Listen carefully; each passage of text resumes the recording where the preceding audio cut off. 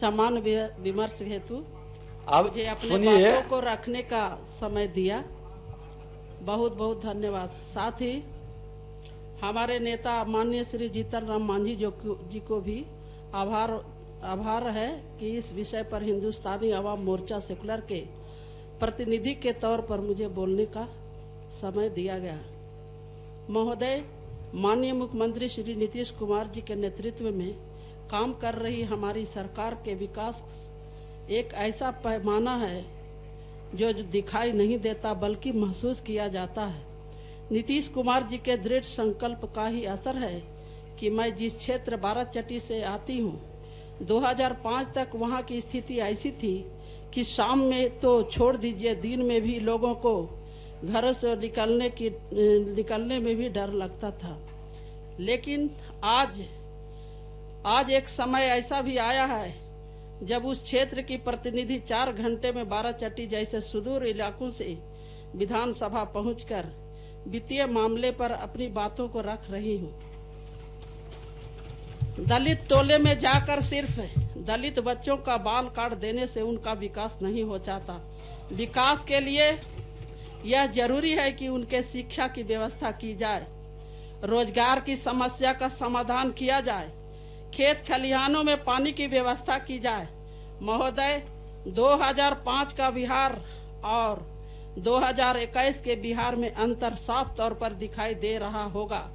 वित्तीय वर्ष 2005-06 में बिहार का योजना आकार 4,379 करोड़ रुपये था, जो आज कई गुना बढ़ गया है। बिहार में सिर्फ योजना का आकार ही नहीं बढ़ा बल्कि कुल बजट में योजना का खर्च भी बढ़ा है। आप शांति से सुनिए, है कि राज्य में अच्छी बातें बोल रही हैं, सुनिए।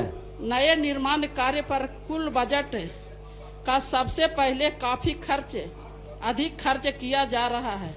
यह विकास की जरूरत भी है। 2005-06 में कुल बजट की 31.71% राशि योजना मद में रखी गई थी, जो इस बार कई फीसदी बढ़ा दी गई है।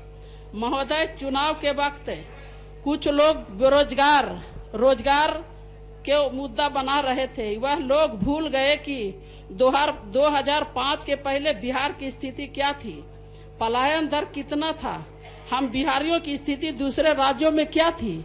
बिहारी एक गाली शब्द बनकर रह गया था। अब स्थिति बदल गई है। हमारी सरकार ने यह तय किया है कि इस वर्ष 20 लाख लोगों को रोजगार देंगे।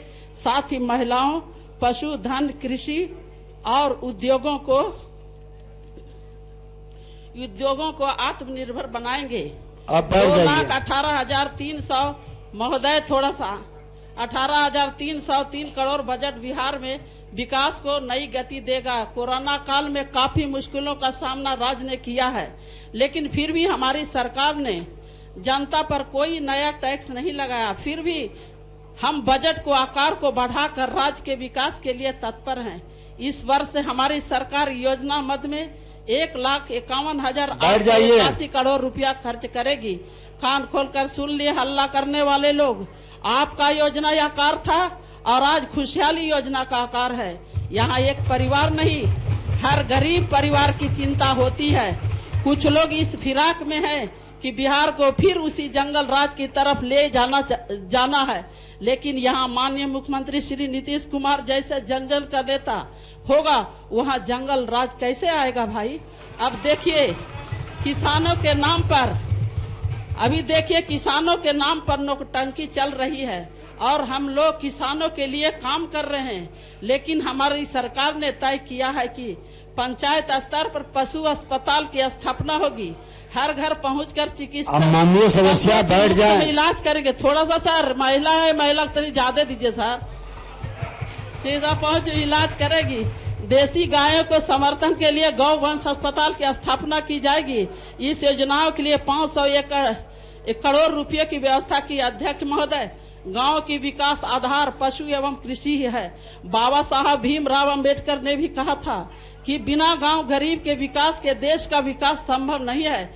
इसलिए ग्रामीण और किसानों की आय बढ़ोतरी हेतु आधुनिक तकनीकी का इस्तेमाल कर गौ पालन, मछली पालन का विकास किया जाएगा। महोदय, हमारा एक सपना भी है कि देश के हर राज्यों में बिहार की मछलियां जाए, हर खेत पे पानी पहुंचाने के लिए बहुत अच्छा, बैठिए।